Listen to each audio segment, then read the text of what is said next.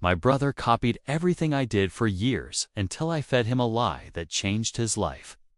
Growing up, my little brother Anthony was my shadow. If I joined the basketball team, he'd try out the next day. When I got a summer job at the mall, he applied there, too. He even started dressing like me, buying the same shoes and copying my hairstyle. At first, it was cute, but by high school, it got creepy. He'd follow me to parties I wasn't even invited to, embarrassing me in front of my friends. When I started dating Olivia, he somehow convinced her best friend to go out with him just so we could double date. The breaking point came during college. Applications. I'd spent months researching schools, touring campuses, and writing essays. When I finally decided on NYU for their film program, Anthony announced at dinner that he was also applying there. My mom squealed with excitement. My boys taking over New York together. I nearly choked on my food. The thought of Anthony following me across the country made me sick. I'd never have my own life. That's when I hatched my plan. I started casually mentioning a backup school. A small private college in Maine that supposedly had an amazing underground film scene. I'd leave brochures around my room knowing Anthony would snoop through my stuff. This place is actually my dream school, I told my friends loudly when Anthony was eavesdropping. New is just to make my parents happy, but Pine Valley College. That's where real filmmakers go. Anthony took the bait. He cornered me after school, asking about Pine Valley. I spun an elaborate story about indie directors who graduated there, secret film festivals and abandoned warehouses, and how Steven Spielberg allegedly visited campus once a year to mentor students. But don't apply, I warned him. I want this one thing for myself. Of course, that only made him want it more. A week later, Mom proudly announced Anthony had submitted his application to Pine Valley College. I acted devastated, storming up to my room while hiding my smile. Here's the thing. Pine Valley College didn't exist. I'd made it up completely, even creating a fake website with my friend who was good at coding. We'd bought a domain that looked officialpinealcol.edu.com. Anthony got his acceptance letter that we'd fabricated 2 months later. He was so excited, he immediately declined his spot at 3 other real colleges. My parents were thrilled, already planning to drive him to Maine. In August, the truth came out a week before graduation. Anthony was bragging to his friends about Pine Valley when one of them Googled it on their phone. The only Pine Valley that existed was a golf course in New Jersey. All hell broke loose at home. Anthony had a complete meltdown, screaming and crying about how his life was ruined. My parents were furious when they discovered I was behind it. I demanded I give up my spot at NYU so Anthony could go there instead. I refused. For once in his life, Anthony would have to figure out who he was without copying me. He ended up taking a gap year, traveled solo through Europe, and discovered his own passion for photography. He got into a great art school in California, about as far from NYU as possible. Last month, he actually thanked me after the Pine Valley revelation. The house was a storm of emotions. Anthony's meltdown felt like the worst kind of betrayal, not only of a future he'd pinned hope on, but of his own identity. My parents were furious, their disappointment almost suffocating. They couldn't understand why I'd sabotage Anthony like that, especially after all the years of him shadowing me. They demanded I give up my NYU spot, insisting Anthony deserved a chance. But for the first time, I stood my ground. No. I said firmly, Anthony needs to find himself, not live in my shadow. The weeks following graduation were tense, but a strange calm settled when Anthony announced he was taking a gap year to travel Europe alone. I was skeptical at first. Travel was expensive and daunting, especially solo. But as the months passed, I started receiving postcards and photos of vibrant street scenes. Black and white snapshots of statues and sunsets. His new camera, always in hand. Something was changing. When he finally returned, he wasn't the kid who copied every move of mine. He was quieter, more thoughtful, and excited about photography, the art form he had discovered while wandering through European galleries and shooting candid street scenes. He applied to a top art school in California, miles away from NYU. Yet, he was determined to carve out his own path.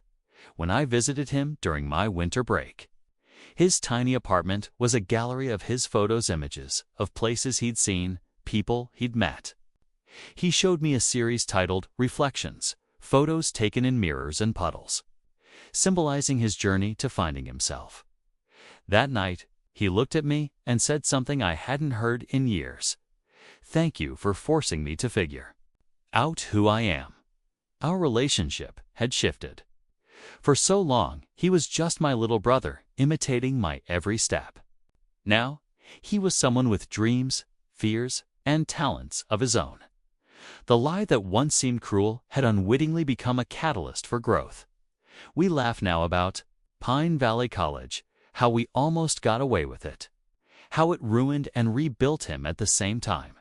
Anthony's no longer my shadow. He's his own person, and I couldn't be prouder. Story 2. I secretly paid $12,800 for their 40th anniversary party, thinking it would be a surprise gift. At dinner, Mom said, "You're a shadow compared to your brother." Dad added, "Don't come. We must protect the family status." I simply smiled and replied, "Then let him protect the expenses too." That night, I called off all the plans. A week later, Mom called about the rent. I said, "Ask the one with the status." "You didn't have to do all this," Mom said as she adjusted her pearls, "the ones I bought her last Christmas." We were halfway through dinner, just the four of us. Me, my younger brother David, and our parents. It was supposed to be low-key, I told them. It was just dinner. No reason, no occasion. The real plan was the next night. The full surprise. I'd spent months organizing a 40th wedding anniversary party they didn't know about. Rented the venue, prepaid the catering, booked a string quartet, even digitized old VHS tapes for a slideshow. I handled everything myself quietly. I didn't want attention. I wanted them to feel loved. But David, he always needed attention. "Actually," he said, lifting his wine glass, "I told them there's something big coming." Couldn't keep the excitement. To myself, I looked up from my plate. "You told them about the party." He smirked. "Relax. I didn't say you were planning it." My fork froze in midair. Mom lit up. "So, it was your idea, David?" "Oh, sweetheart. Of course it was. You always think big." She touched his hand and laughed. "He's always had that spark, hasn't he?" Then came the blow. "You?" She turned to me. "You've always been more behind the scenes, a good helper. But David, he has presence. You're a shadow compared to your brother." I didn't blink. Dad nodded like that made sense. "It's important, especially with guests. Don't come if you can't be polite. We need to protect the family status." I took a sip of water, then let him protect the expenses too. No one spoke. I smiled. That night, I called every vendor and canceled. I pulled the deposit, shut the whole thing down. A week later, Mom called me not to apologize, to ask if I could help with their rent. I didn't hesitate. "Ask the one with the status. You want to know how I ended up blowing $12,800 on a party I never got to throw?" It starts like most things in my life with David, my younger brother, Ivy League student. Family pride, the success story. He got into Stanford last year.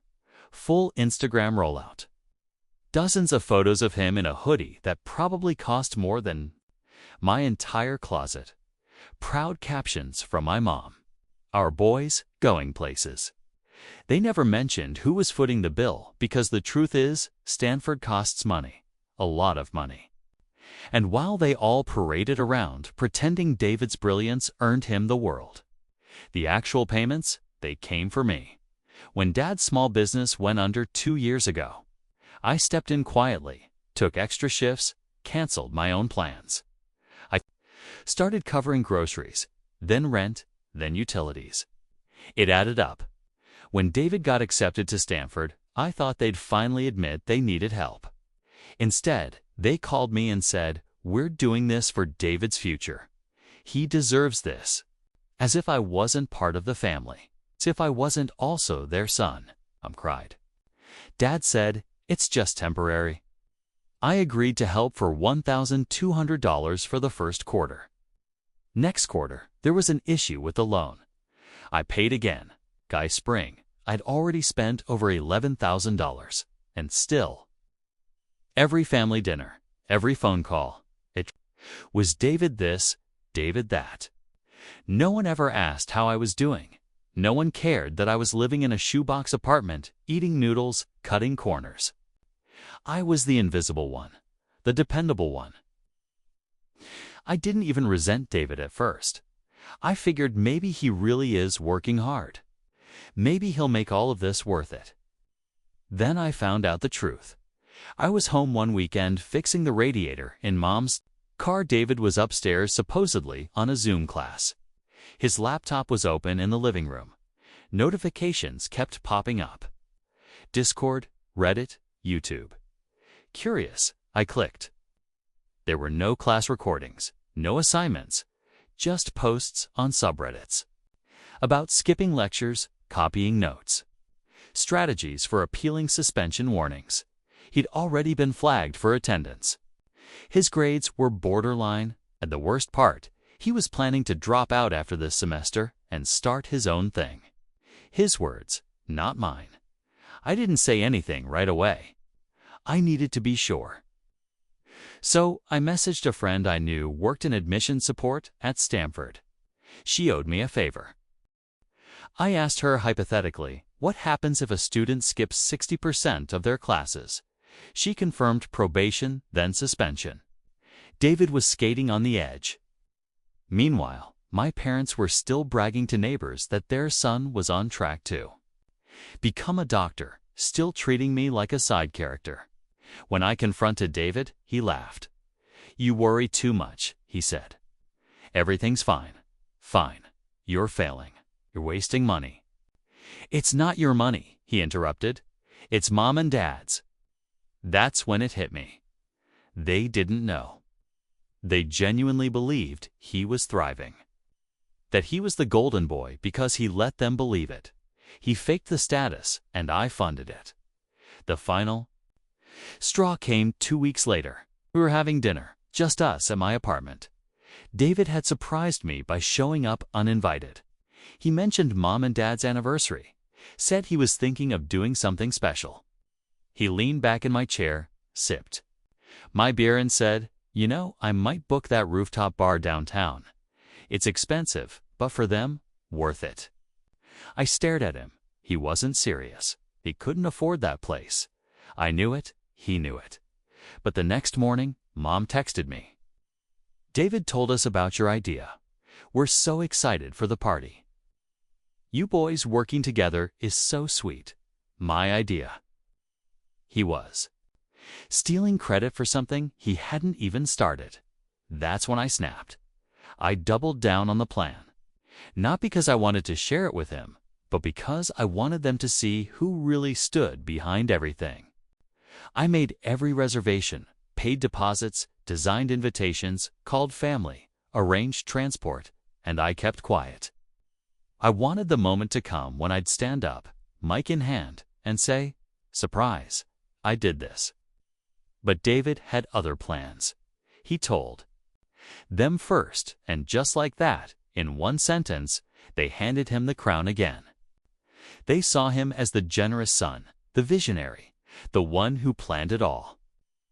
I was just the support, the background, the shadow. So when they said, "Don't come if you can't respect the family status," I didn't argue. I canceled everything, and I waited the week after I canceled everything. It was radio silence. No one called, no one asked, not even David. I figured they were just confused, waiting for some last-minute miracle. Or maybe they thought I was bluffing, like I'd get emotional, and pull it all back together in the final hours. They didn't realize I wasn't bluffing. I was done. Then came Saturday, the day the party was supposed to happen. I stayed home, ordered cheap takeout, watched old sitcoms, ignored every alert on my phone. By 7 p.m., I'd gotten 5 missed calls. From Dad, 2 from Mom, and a few from family members. Mostly cousins asking if the event was still on. I didn't answer a single one. By Sunday morning, the texts started rolling in. Dad, we need to talk. This isn't funny. Mom, what happened to the venue? People were showing up. David, you're seriously messed up, man. What's your problem? That last one almost made me laugh. They were upset about appearances, embarrassed, not remorseful, and then the real fallout hit. Monday, 8:42 a.m., Mom called me. I answered. Hello. She skipped the greeting. Did you cancel everything? Yes. Silence. I don't understand, she said. People came. There was no food, no music, no anything. I know. She exhaled sharply, like I just admitted to crashing her car. I thought you were better than this, she said. Better than what? You said I was. A shadow mom at dinner right in front of him. Her voice got quiet. That's not what I meant. It's exactly what you meant. She didn't argue. What do you want me to say? That you knew he didn't plan anything. That he didn't pay a cent. That I was the one who did it all again. That's not fair, she snapped. He tried. He lied. You didn't have to make us look bad like this. You embarrassed the entire family. No, I said. I stopped paying for your fantasy. She hung up. A few hours later, Dad called. You think this is how you treat family? He barked. I treated you better than you deserved. You humiliated us in front of our friends. I paid for your lives for 3 years, and you told me not to come. We were upset. You said I wasn't respectful enough for the family status, so I decided to let the one with the status handle the bills too. You're bitter, he said coldly, and selfish. I laughed. That sounds self-centered. I've been your bank account since David got into college. That's not true. I have the receipts. He didn't respond. I know about Stanford, I added. The warnings. The probation. The fact that he's not even passing. Silence.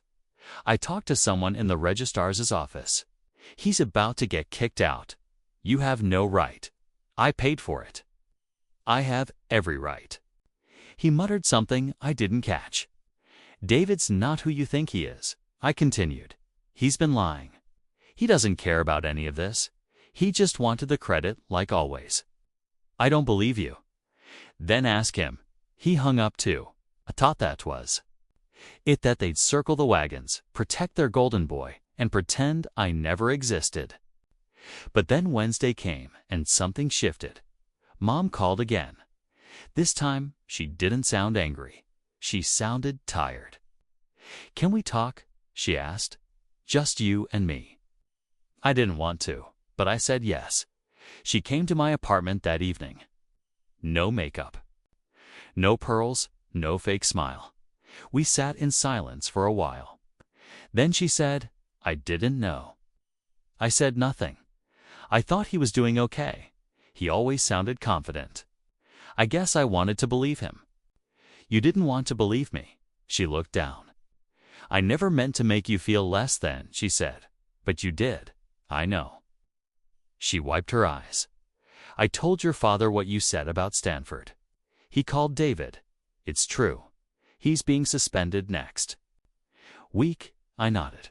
He said he needed a break. That he's starting something new. Of course he is. She looked at me again. You really planned all that? The party? Yes. And you pay for it. Every cent. Her voice cracked. Why? Because I wanted to do something good for once. something that wasn't invisible. She reached for my hand. But I didn't move. "I'm sorry," she said. Truly, I didn't answer. I wasn't ready to forgive. Not yet. Then came the moment that sealed it. She asked, "Do you think you can still help us with the rent this month? Just until we get things sorted?" I pulled my hand away. "No," I said. "Ask David." She looked stunned, like she thought the apology bought her another favor. It didn't. After that call with Mom, things got very quiet. No more frantic messages, no more requests for help, just silence. It wasn't peaceful at first. It was unsettling. Like after a storm, when the air still feels heavy. For the first few days, I kept expecting another blow-up, another guilt-ridden voicemail. But it never came, just emptiness. For the first time in years, I had my life to myself. I started waking up without dread. No bank alerts, no panicked family calls, no hidden payment requests wrapped in fake concern. I went to work, came home, made real dinners. I didn't check my phone 10 times an hour. Waiting for another emergency, I didn't realize how much of my energy had gone into holding everything up. Like I was the beam under a collapsing house. Now that I'd stepped away, I saw just how much weight I'd been carrying. I started sleeping through the night again. Called old friends. I even joined a pickup basketball league. Nothing serious, just something for me. I hadn't done anything for me in years. Money stopped leaking from my account. I made a plan, not just a monthly budget, an actual future. I started saving again. I created a separate account labeled Reset Fund. Each deposit felt like a brick in the foundation I never had before. And then, about 4 weeks after the party that wasn't, I got a call from an unknown number. I didn't pick up, but it called again and again. Eventually, curiosity got the better of me. "Hello," a familiar voice. "Hey, it's Emily." I blinked. Emily, David's ex. They dated for 2 years. She was the smart one, the practical one. I always wondered how she ever ended up with him in the first place. But she left just before he moved to California for college. She'd always struck me as someone who saw through things. "I know this is out of the blue," she said, "but I think you need to see something." "What's going on?" "I work at First Union Bank now. I'm in loan processing." "Okay." She hesitated. "Your name." Came across my desk. My stomach tightened. "What?" "There's a pending private student loan. $22,000. It's in your name, co-signed, but the paperwork looked off." My throat dried up. "You didn't apply for a loan recently, did you?" "No, that's what I thought," she explained. "The application was filed 2 months ago. The SSN matched mine. The signature, too, except it was copied from a scan. The timestamps were inconsistent, and the ID used looked like a manipulated file." "I recognized your name," she said. "And I knew David. I flagged it, I dug a little, I stayed silent. He used your information, forged the documents, tried to get a loan for himself." The line buzzed. "I stopped it from going through, but you need to report this immediately." I logged into my credit report. There it was, pending, co-signed, under my name. David, even after I cut him off, even after I gave him everything, even after I told them I was done, he tried to use me again. I wasn't angry. I wasn't shocked. I wasn't even hurt. I was done. The next morning, I filed a police report. I submitted all the documentation. I contacted the fraud department, froze my credit, reported the attempted identity theft. I didn't tell David. I didn't warn Mom. I didn't call Dad. I wasn't going to give them another chance to bury it. 2 days later, legal action was taken against David. Financial misconduct, unauthorized use of personal information, document alteration. That's when the flood started again. Voicemail from Mom. This must be a mistake. Please, we need to talk. Text from Dad. You've gone too far this time. Even a message from a distant aunt I hadn't heard from in 5 years.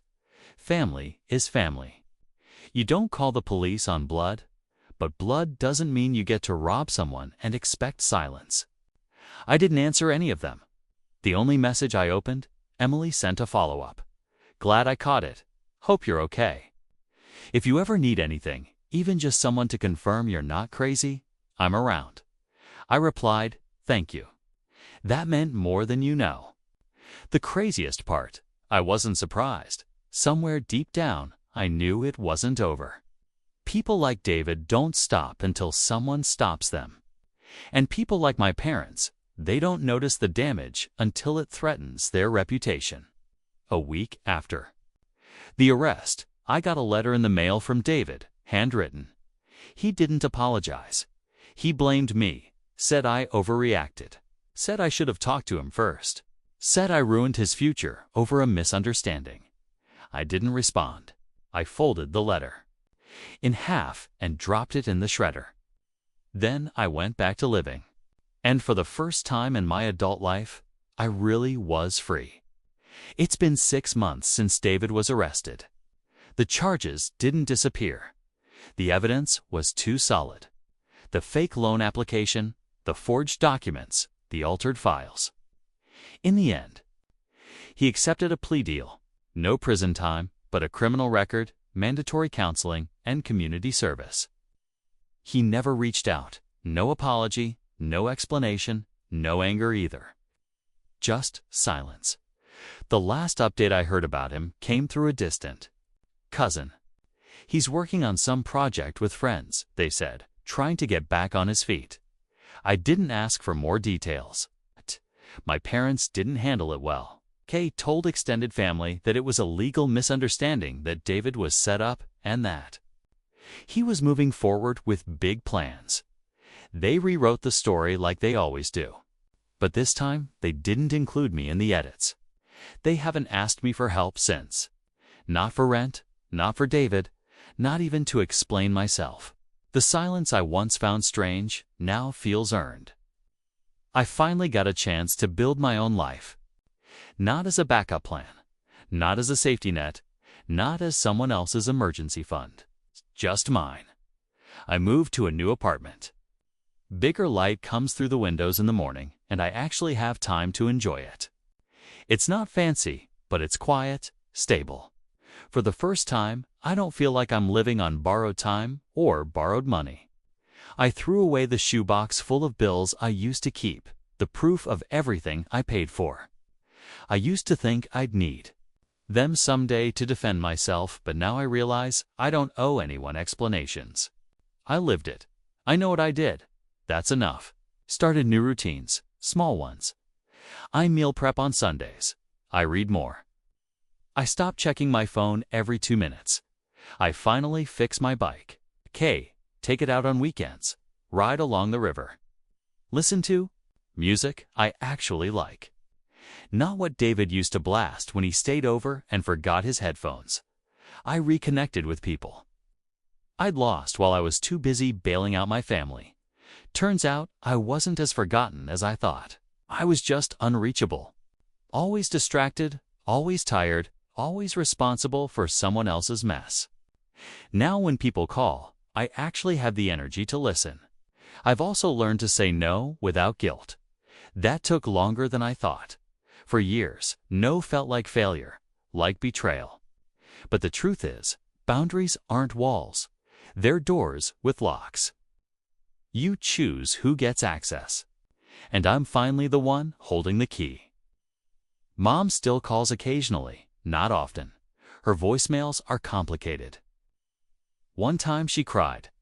Another time she blamed me. Once she sounded like she just missed me, but I never called back. I'm not punishing her, I just don't trust her yet. Forgiveness isn't automatic. It's earned. And she hasn't earned it.